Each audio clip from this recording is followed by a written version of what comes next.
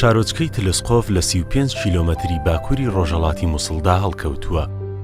دانیشتوانی نزیکەی 1000 خێزان و سەر بە کڵێسەی کلدانی کاسۆلی چین. ئەم ناوچەی تلسقۆفی تێدایە بە باکووری دەشتی نینەوە ناسراوە و فرەئاین و فرەنەتەوەیە. چەند پێکهاتەیەک لە ناوچەکەدا نیشتەجێن، بە تایبەتیش پێکهاتی مەسیحی وێزدی کە مێژوویەکی دێرینی پێکەوە ژیانیان هەیە.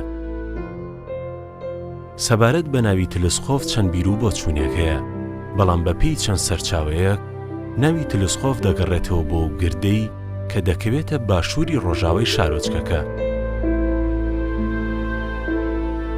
كيف بتمني ما حكينا في تاريخ تلسقوبة طبعا يعني مصادر لتن او قد كمرت بس مصادر ايثن بەپێی هەندێک سەرچاوەی دەگمەنی مێژوویی تلسقۆف دەگەڕێتەوە بۆ 4000 ساڵ پێش و ئەمە لە مۆزەخانەی مێژووی مووسڵدا ئاماژەی بۆ کرا.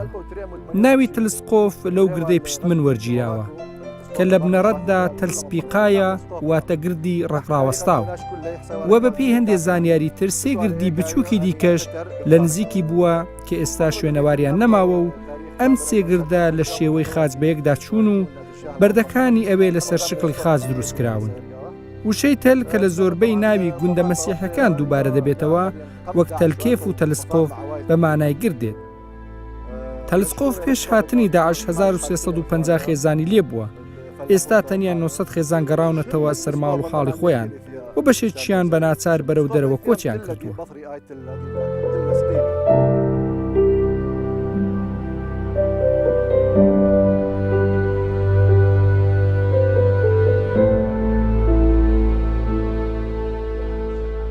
قەمایە بشێنە بگۆ کلۆخ تلسقۆپە دەماثە تلسقۆف دەکەوێتە باکووری دەشتی نینەوە. دانیشتوانەکەی مەسیحی کلدانینە. لە مانجی 11 ساڵی 2016 لە دەستی داعش ڕزگار بووە. دوای چەرمانگ لە ڕزگارکردنیشی خەڵک گەڕانەوە بە هاوکاری کڵێسە و هەندێک ڕێکخرا و وڵاتانی بیانی کۆمەک بەخش نێژنێکمان بۆ ئاوادانکردنەوە دانا. دوای ئەوەی 3 ساڵ شارۆچکەکە لە نێودەستی داعش وێران کرا، توانیومانە بەرەبەرە ئاوادانی بکەینەوە. کاتێک خەڵکی ڕەسەلگەڕانەوە لێژنێکی ئاوادانکردنەوەمان بۆ ناوچەکانی کرملێش و قەرەقۆش و لێژنێکیش بۆ تلسقۆف و ئەڵقۆشدانا. بە هاوکاری پاتریاکی کلدان و بە فەرمانی پاتریاک لویس ساکۆ زانیاریمان لەسەر ژمارەی خانوازیان لێکەوتوکان کۆکردەوە. لە پاڵ دروستکردن و نۆژەنکردنەوەی کلێسە و خانۆکان توانیومانە پرۆژەی ئاو و کارەباش جێبەجێ بکەین. گرنگیەکی زۆریشمان بە پێشکەشکردنی خزمەتگوزاری بە خەڵکی گوندەکە داوە. سپاس بۆ خوا دیسان بەختەوەری و شادی بۆ نێو خەڵکەکەمان گەڕاوەتەوە.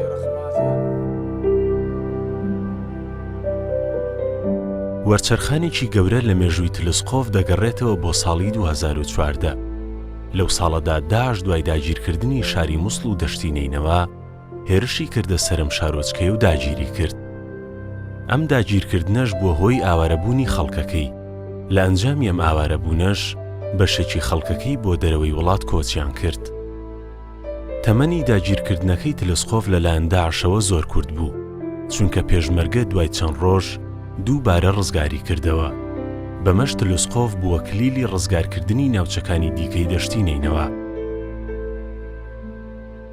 پشتی بڕاستی 6/8/2014 داعش گوندێماوە تلسقۆفی داگیر کراوە. ئامۆکە هەوڵاتی خەڵکی تلسقۆفنا هەمی تلسقۆفیە مەسیحینە کەلدانن ژی هەمی چۆینە بەرەو کوردستانی قەزداکەری بۆ چونکی وێرە ژیانێکی ئەمین بوو، حیات ئەمین بوو، چوو تهدید سەرمان نەمایە پشتی داعش گوندێما داگیر کراوە. بەڵام لە ڕۆژە 17/8/2014 تقریبا پشتی 10 ڕۆژ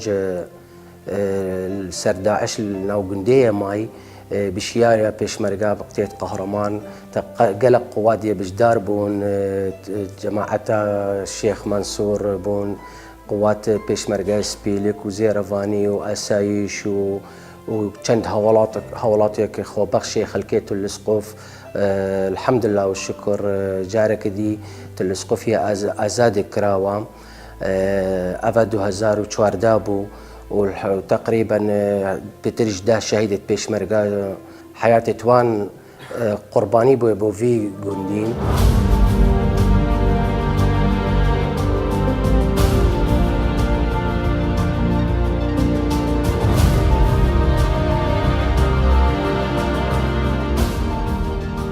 دەڤەرە تلسقۆف ئەوە ئێکەمین گوند ئەو کۆمەلگا کریستیان نشین بوو هاتیە ڕزگارکردنش دەستێن داعش سەر دەستە پێشمەرگی قەهرەمان ئۆنوکەوەکی جەنابە خۆش دیتی ڕەوشە ئەمنی تێدا زۆر یا بەرقەرارە و ئێمنایەکە زۆر یا باشیە هەی ئەبسایە خوینا شەهیدت مە کە زێدەترش 27 شەهیدا مەداینە سەروی گوندی بوندە ئەف گوندە و ئەف دەڤەرە بێتە پاراستن و زێدەترش 200 بریندارە تەنها بۆ وی گوندی تلسقۆف چەندین جارە تووشی هێرشی بیە شلای داعش بە و ئەو هێرشە هاتینە تێکشکاندن سەر دەستی پێشمەرگی قەهرەمان و بخوینا شەهیدت مەیت عەگیر هەروەسا پشتیک و حەشدی شەعبی هاتی چەندین جارە هەوڵدا هێرشی بکەنە سەروی گوندی و ژیانە خەڵکی تێک بدەن و هەگوت بێژن ئەسڵیەتە وی گوندی تێک بدەن و تەغییرەکە دیمۆغرافی چێگن بەڵام ئەو هێرشێتوان جی هاتنە تێکشکاندن سەر دەستی پێشمەرگی قەهرەمان و بخوینا چەندین شەهیدت مە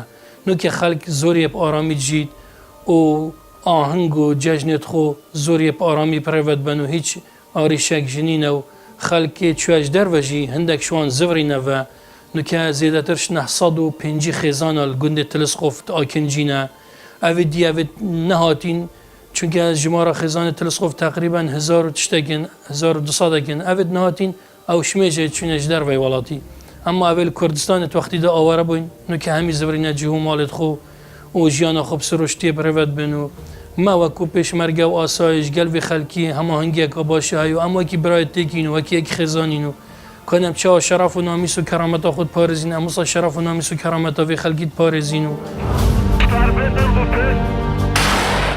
دوای قارەمانێتی و بەرگریەکانی پێشمەرگە لە بەرانبەر هێزە ڕەشەکانی داعش لە سەرەتای ساڵی 2017دا بەهۆی سەقامگیری ئاسایش و ئارامی بەرەبەرە خەڵک بۆ نێو تلسقۆف گەڕانەوە.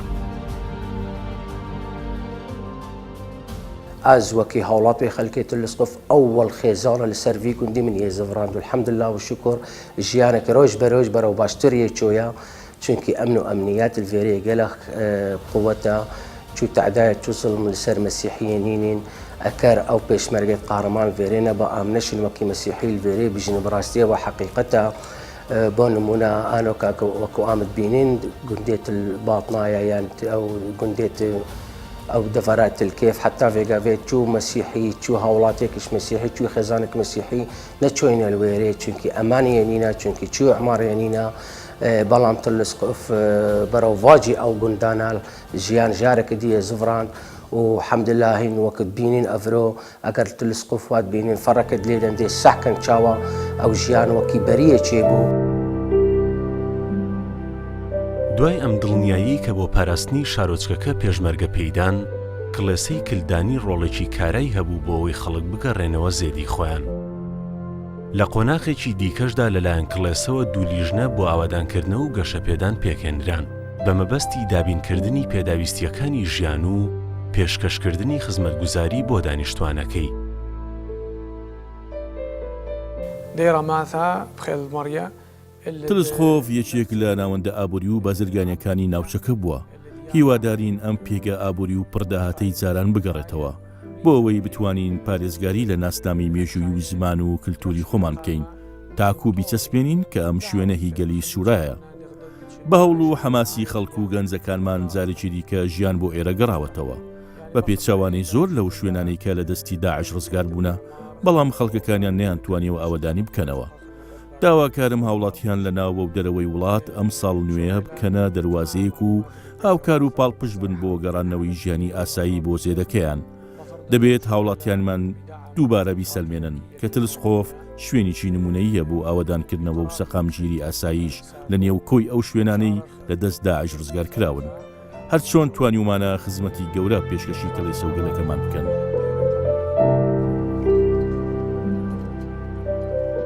ئێستا پتر لە 850 خێزان گەڕاونەتەوە. ئەوان لە پاڵ بیرەوەریە تاڵەکانی داگیرکردنی تلسقۆف لەلایەن داعش و دواتریش ئاوارەبوون و دەربەدەریان دووبارە هەوڵ بۆ پتر زیندووکردنەوەی ژیان لە شارۆچکەکە دەدەن.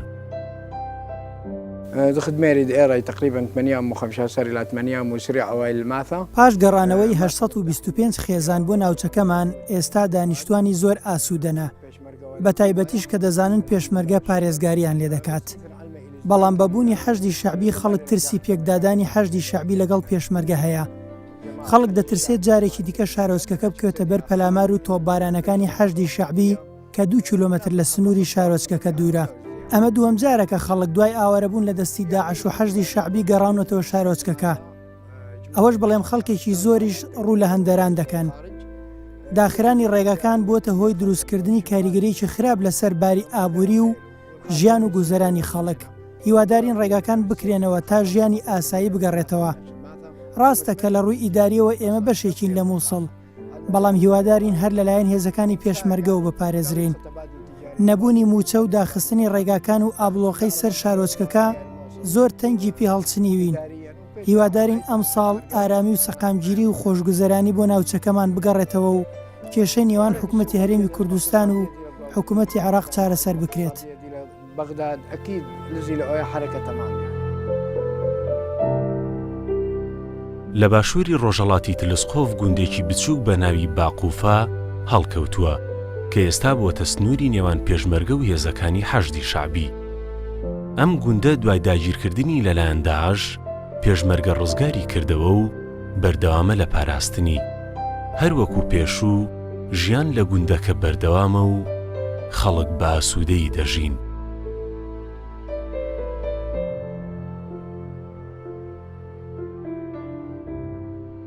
وأخي كلنا يعني غرايب دغضاضي وخليت نغرايب. دانیشتوانی ئەم گوندە بچووکە هەمویان خزمن و کەسی بیانیتیان نییە. شوێنەکە جێگای مەترانی بەناوبانگ ئۆجین مەنایە کە مەترانی بەسرە و ئەهواز بووە. دواتر گواسراوەتەوە بۆ تورکیا. پێشتر زیاتر لە 100 ماڵی تێدا بووە.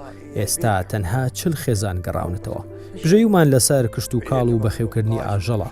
لە کۆندا ژیانێکی سادەمان هەبوو، کارەکانمان بە دەست و ئامرازی ساکار ئەمجاندا. پێشتر زیاتر لە 100 ماڵی تێدا بوو.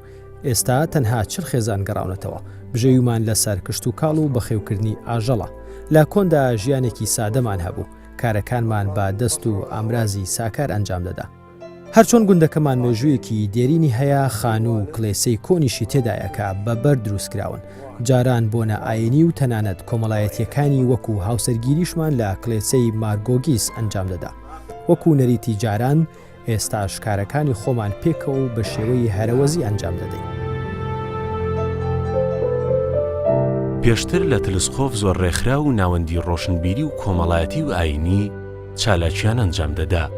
ئێستاش کە ژیان گەڕاوەتەوە جموجۆڵی ڕۆشنبیری زیندوو دەبێتەوە. شکر تلسقۆفە ناژدیە و قاشە.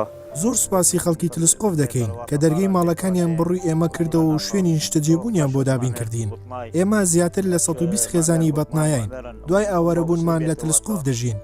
زۆر حەزمان لێ بگەڕینەوە زێدی خۆمان، چونکە حەشدی شەعبی لە گوندەکەمانە ناتوانین بگەڕینەوە.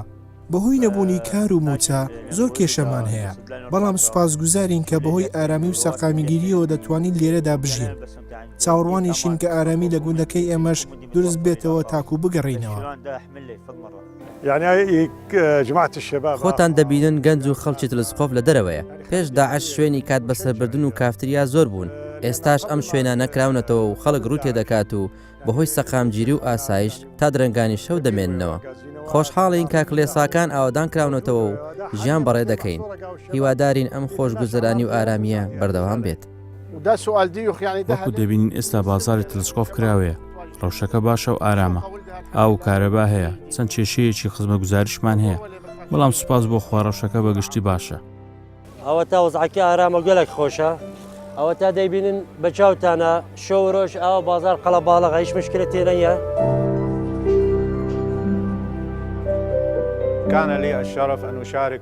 ئێمە وەکو لیژنەی ئاوادانکردنەوەی تەلسقۆف کە قەشە سالار سەرپەرشتی دەکات، ئامادەکاریەکی باشمان کرد بۆ گەڕانەوەی خەڵک لە ڕۆژی 23 دەی 2016. دوای سەقامگیری ئاسایش و هاتنی هێزەکانی زێرەڤانی بۆ ناوچەکەمان، ڕووپێوی و سەرژمێری و تۆماری هەموو خانوەکانمان کرد لە تەلسقۆف و باقوفا و بەتنایە. زیانەکانمان لە 3 بەشی زیانەکەمەکان، سوتاوەکان و خانوە خاپورکراوەکان پۆلێن کرد. دواتری ژەو خانوانەی زیانی کەمیان وەبەرکەوت بوو یان سوتا بوون نۆژەن کرانەوە. لە ڕۆژی 27 2017 دوای ڕاگەیاندنی پاتریارکی کلدان لویس ساکۆ بۆ ئاوەدانکردنەوەی گوندەکان دوا دوو ڕۆژ تیمەکان دەستیان بە ئاوەدانکردنەوەی تەلسکۆف و باقوفە کرد. سەرپەرشتی کۆمەڵێک کاری باشمان کرد. ئەو خانوانەش کە ماون بڕیارە لە ماوەیەکی نزیکدا نۆژەن یان دروست بکرێنەوە. لە باقوفە توانیمانە 55 خانوو دروست بکەین بەمەش 42 خێزان گەڕانەوە گوندەکەیان بۆەوەی ئەم کارە سەر بگرێت لە بەیانی تا درەنگانی شەو ئێمە و ئەندازیار و کرێکارەکان پێکەوە کارمان کرد. باوکاری لیژنەی ئاوەدانکردنەوە و خەڵکی گوند توانیمان شوێنی نیشتە جێبوون بۆ لێ قەوماوەندابین بکەین. ئێستاش بەشێکی کارەکانمان بە تایبەتیش کارەبا و کاروباری تەندروستی و پێداویستیەکانی نێوخانوەکان جێبەجێ کراون. خێزانەکان دەتوانن تیایدا بژین. دوایەوەی توانیمانە 7 خانوو لە بەتنایەتەوە بکەین بەرەبەرە ژیانی ئاسایی بۆ نێو تلسکۆف و باقوفە گەڕایەوە. هەنگاوی باشیشمان هاویشتووە بۆ نۆژەنکردنەوەی کڵێسەی مارگۆرگیس لە تەلسکۆف. کڵێسەکە ئێستا بە شێوەیەکی جوان و نایەب نۆژەن کراوەتەوە بە شێوەیەک کە یەکێکە لە کڵێسە دیارەکانی عێراق و ناوچەکە. بڕیارە لە باقوفەش کڵێسەی کۆن نۆژەن بکەینەوە. هەروەها زەوی تەرخان کراو بۆ دروستکردنی کڵێسایەکی نوێ دەمانەوێت 2 هۆڵی تایبەت بە بۆنە ئاینی و کۆمەڵایەتیەکانیش دروست بکەین. بەگشتی دوای گەڕانەوەی خەڵک بۆ نێو شارۆچکەی تلسکۆف ڕەوشی ڕۆشنبیری لاوازە. ئێستا هەندێک چالاکی لە نێو کڵێسە ئەنجام دەدرێن کە بەشێکیان تایبەتن بەلایەنی ڕۆشنبیری. لە ڕێگەی چەند چالاکوانێکی کۆمەڵگەی مەدەنی هەوڵ دەدرێت ڕێکخراوەکان هان بدرێن تا چالاکی ئەنجام بدەن و بگەڕێنەوە سەر ڕێچکەی جارانیان، چونکە جاران لە تەلسکۆف ڕۆژنامە و گۆڤار و چالاکی ڕۆشنبیری هەبووە. پێویستە پاڵپشتی دارایی هەبێت بۆەوەی کە ئەو ڕێکخراوانە چالاکانە کۆڕ و دیداری ڕۆشنبیری و ئەدەبی ساز بکەن. دوای گەڕانەوەی خەڵکو و بە هاوکاری کڵێسا چەند سەنتەر و بنکەی ڕۆشنبیری بوونەتە وێزگەی چالاکیەکانی چالاکوانان و هونەرمەندان و ڕۆشنبیران. في تلسقف تراث فني كبير جدا. تلسقۆف پاشخان و میراتێکی کللپوری زۆر گەورەی هەیە. پێشتر هەمووان بۆ پاراستنی ئەم پاشخان و میراتە کەللپوریە کاری ڕێکخراوی ڕۆشنبیری و هونەریمان ئەنجام دەدا. توانیمان تیپی هونەری تایبەت بە میوزیکی ڕۆژهەڵات و ڕۆژئاوادا بمەزرێنین. چالاکی جۆراوجۆرۆک و ئۆپەرەیت و شانۆ و فستیڤاڵی شعریمان بەڕێوە دەبێت. بەڵام کاتێک کە داعش هات شارۆچکەکە و هەموو دەشتی نێنەوەی داگیر کرد. کاریگەرێکی زۆر قوڵی لەسەر ئەم چالاجانە دروست کرد. ئێستا دوای ڕزگارکردنی شارۆچکەکەمان و گەڕانەوەی خەڵکی دەشتی نێنەوە بۆ زێدی خۆیان چالاکی ڕۆشنبیری بەرەبەرە دەگەڕێتەوە. بە تایبەتی لە بازاڕی تلسکۆف شوێنی بازرگانی گەورە دروست کراون و منیش ئەم شوێنە هونەریم داناوە کە تاقە شوێنی نمایشکردنی ئامرازە میوزیکەکانە لە دەشتی نینەوە. توانیمە 700 کتێب لە کۆمپیوتەرەکەم دابنێم بۆی خەڵکی ڕۆشنبیر سوودیان لێوەربگرێت بۆ قەرەبووکردنەوەی ئەو کتێبانەی کە فەوتاون. لە زیندووکردنەوەی ئەم چالاکیە ڕۆشنبیری هونەریانەش کلێسە و کۆربەندی کلدانی ڕۆڵێکی باڵایان هەبووە لە شارۆچکە تەلسکۆفدا. بۆ زیندووکردنەوەی ڕواڵەتی شار و دامەڵینی لە خراپەکانی داعش گەنجەکانمان توانیویانە شارەکە لە ڕێگای هونەرە و بڕازێننەوە. تلسکۆف هەرچەندە دەوڵەمنە بە کەلەپور و خەڵکی ڕۆشنبیر هونەرمەندی گەورەشی پێشکەش کردووە وەکو ئیلیا شەمامەی کەمانجەژن و نەجیب عەربۆی دەرهێنەری گەورە، ڕۆنی ئەپرام کە ئەویش دەرهێنەرە، هەروەها ڕۆژنامەنووسی گەورە جەمیل ڕەفائیل. زرت لنا أنا وزرت لنا أنا نحمد وملاي باني خماني شقن لا بدح مجزونة وزرت لنا أنا طنر شحك الدونة وباني خماني شقن لا بدح مجزونة وزرت لناني طن الروشح كدونا وباني خماني زلال رخص سادونا وزرت لناني نقل قصة لوتونا وباني خماني زرت لناني وزرت لناني نحمد وملاي باني خماني. خەڵک شەقام و کۆڵان لە خراپەکاریەکانی داعش پاک دەکەنەوە و بە ڕەنگی ژیان دایانڕازێننەوە. ئێستا بە ئومێدەوە دەڕوان نایندە و هەروەها ئەو ڕۆژە خۆشانی لە چاوەڕوانیاندایە. بۆیەش لە پاڵ ئەنجامدانی کار و پیشە تا درەنگانی شەو شەقام و کافتریاکان بە زیندوی دەهێڵنەوە.